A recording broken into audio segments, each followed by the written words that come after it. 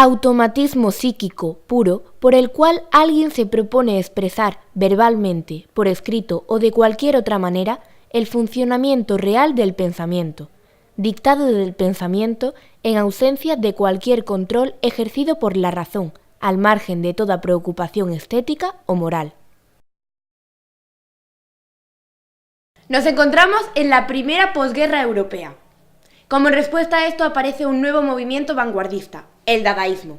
¿En qué consiste el dadaísmo? Bueno, el dadaísmo niega toda sociedad establecida y, al ser un movimiento iconoclasta y destructivo, rompe de manera brutal con todo arte, toda cultura y toda civilización anterior.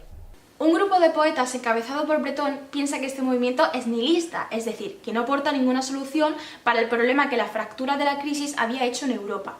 Estamos en una situación congelada, en la que los escándalos son cada vez menos eficaces para mantener viva la revuelta intelectual contra la sociedad. Es por ello que surge el surrealismo, que pretende reconstruir el mundo a través de una nueva lógica, la del sueño. Los surrealistas pretendían poner remedio a esta crisis mediante la mediación del arte y la sociedad, el mundo exterior y el interior, y la fantasía y la realidad. Su principal búsqueda era la de la libertad, que distinguían fácilmente en dos: la social, en la que se basaban en Marx, y la individual, en la que se basaban en Freud. Los surrealistas ponían especial atención a las teorías de Freud y al mundo de los sueños. Ellos se preguntaban qué pasa cuando estamos soñando, qué realidad es más verdadera, la vigilia o el sueño. Era una lucha constante entre lo consciente y lo inconsciente. El sueño se decía que era la liberación instintiva del individuo, entonces estaba fuera de los encorsetamientos sociales y morales. Era una lucha contra la represión sexual, pasional y violenta. Buscaban una lógica dentro de la ilógica. ¿Qué pasa cuando nos despertamos? Que recordamos el sueño, pero no sabemos explicarlo con coherencia. ¿Por qué? Porque hay un desplazamiento en la continuidad narrativa. Eso era una característica que utilizaban los surrealistas.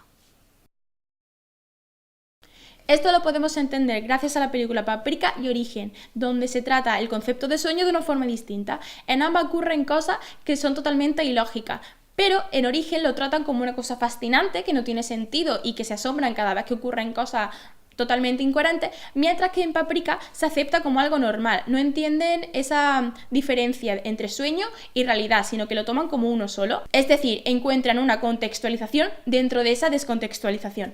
En 1924, Breton, junto al apoyo de otros pintores y poetas, escribió el primer manifiesto surrealista. Realmente, en un principio era únicamente un movimiento literario, pero debido a que el mundo onírico es de naturaleza visual, tuvo un desarrollo extraordinario en el mundo de la pintura. En realidad, el surrealismo no es un nuevo credo literario, ni siquiera un estilo pictórico más. Es más bien una actitud vital encaminada a liberar al ser humano de cualquier restricción mental. El deseo de acceder a las capas más profundas de la mente dio como lugar a una serie de técnicas nuevas. Estas se englobaban dentro de un mismo concepto, el automatismo, que era el ejercicio creativo que nacía de un impulso que no se corta. Entre estas técnicas observamos el cadáver exquisito, el frottage, el grattage o el collage inventado por Max Ernst. Observamos dos tipos de surrealismo, el automatismo psíquico y el automatismo simbólico. El automatismo psíquico se caracteriza principalmente porque parte del impulso, es decir, surge de manera rápida, espontánea, fluida, no tiene coherencia y tiene un componente gestual. Este fue el precedente directo al expresionismo abstracto que surgiría en los años 50. Por otro lado, el automatismo simbólico creía que la figuración naturalista podría ser un recurso igual de válido. Lo que hacía es chocar dos realidades dispares, descontextualizarlas y provocar el extrañamiento de seres y objetos en la pintura.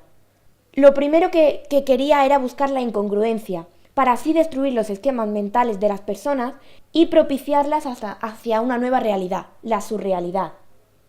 Max Ernst concebía el collage como una disociación de imágenes encontradas en ilustraciones de libros, las sacó de su contexto natural y las lanzó mediante combinaciones imprevisibles al contacto de los cuerpos, de los objetos, los que no pueden coexistir sin crear una sensación de absurdo, de rareza o de delirio. En la Europa en la que nos encontramos, el estilo teatral vigente es el realismo, donde autores como Ibsen y Chekhov procuran un público burgués que solo busque la diversión, donde los espectadores se sientan fácilmente identificados y a gusto con el ambiente y los problemas a tratar. Lo que hace el teatro vanguardista es denunciar esa visión del teatro como empresa. Descartan el realismo del diálogo convencional para efectuar un movimiento hacia la interioridad y la reflexión de la condición humana. El surrealismo es la vanguardia que más parece protestar contra las normas del realismo. Crean una realidad onírica, un mundo de los sueños donde poder escapar de la realidad cotidiana hacia una otra realidad. Para acabar con el realismo, cambian la presentación del escenario, destruyen la conexión lógica del argumento de la obra, es decir, en una obra surrealista no hay ni comienzo ni fin, es decir, el enlace lógico es inexistente. El lenguaje que utilizan es simbólico para poder evocar a lo imposible y lo irreal. Y los personajes no son grandes figuras, es decir, no tienen individualidad, ni siquiera tienen nombre. Esto no quiere decir que pierdan psicología, sino que representan la condición humana. En España, el teatro surrealista no tiene tanto éxito, se manifiesta de manera mucho más suave. No hay muchas obras realmente surrealistas en España, simplemente son influenciadas. Una de las razones es porque los escritores no utilizan las técnicas surrealistas como es el automatismo.